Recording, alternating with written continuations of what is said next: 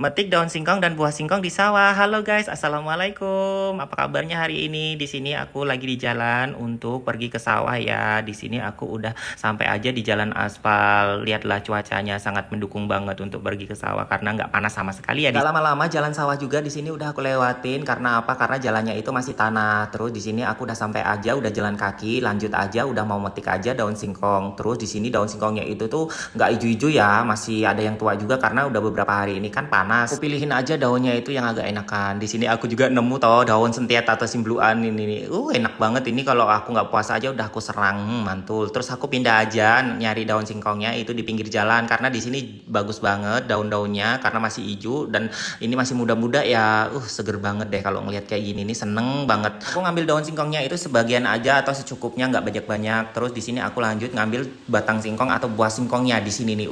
Satu batang aja itu isinya itu banyak banget, Masya Allah. Memang luar biasa tanaman ayahku ini. Seneng banget kalau ngeliat kayak gini nih ya. Cobalah lihat. Panennya udah selesai. Ya udahlah, cukup sampai di sini dulu ya video aku. Dilanjut video aku berikutnya dah.